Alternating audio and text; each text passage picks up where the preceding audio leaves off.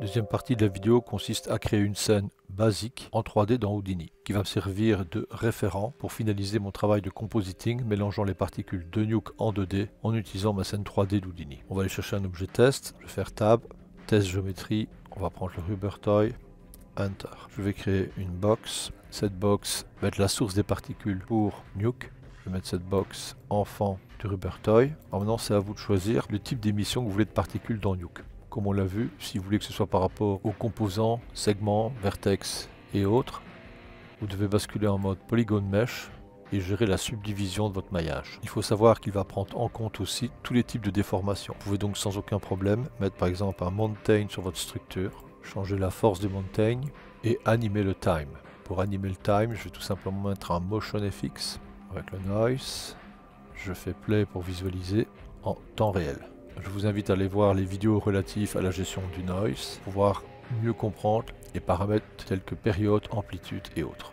Je remonte avec U, je vais sur la source de la boîte, je vais réduire son échelle, je vais positionner la boîte à l'arrière du personnage et je sélectionne mon personnage. Je vais maintenant animer le personnage, il est évident que la boîte va suivre. N'oubliez pas que si vous voulez ajuster la taille du personnage, vous devez aller dans son espace objet pour modifier sa taille, ajuster sa position pour ne pas travailler sur l'espace objet de ce personnage qui influencerait la hiérarchie descendante, c'est-à-dire la box qui est maintenant son enfant. Je vais maintenant animer cet objet. Je vais faire Shift T, Shift R pour avoir des clés de rotation et de translation sur tous les channels respectifs, X, Y, Z. Et je vais faire une animation sur 100 frames. Je modifie donc la longueur de ma timeline sur 100. Au frame 100, je vais mettre mon personnage à cet endroit.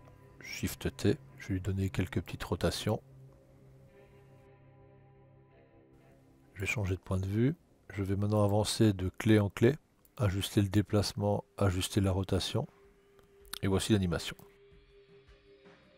Je vais faire un mouvement de caméra maintenant. Donc je vais créer une caméra, New Camera. Et cette caméra, je vais la loquer.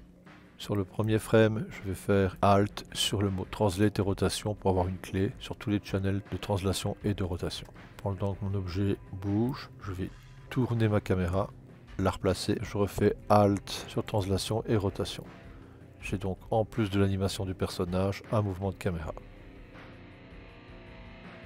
Sur le premier frame, je vais créer un tube.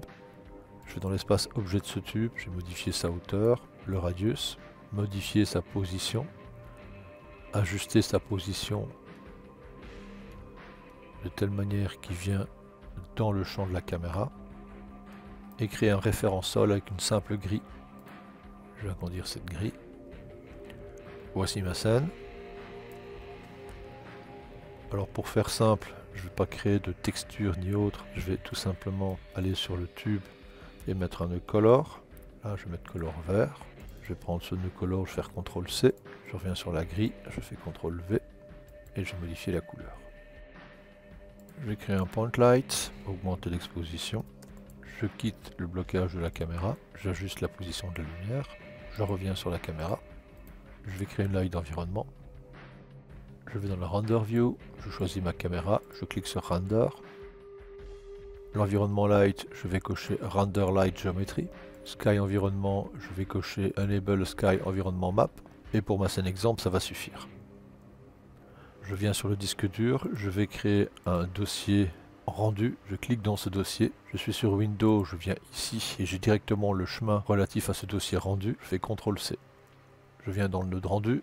Dans le nœud rendu, j'ai le Output Picture. Je vais laisser la dernière partie intacte et ici je fais faire CTRL V. Je reviens sur la dernière partie. Je n'ai pas besoin d'OpenEXR. Je vais faire tout simplement du PNG. Et à la place de HipName $0s, je vais tout simplement mettre un nom qui est rendu.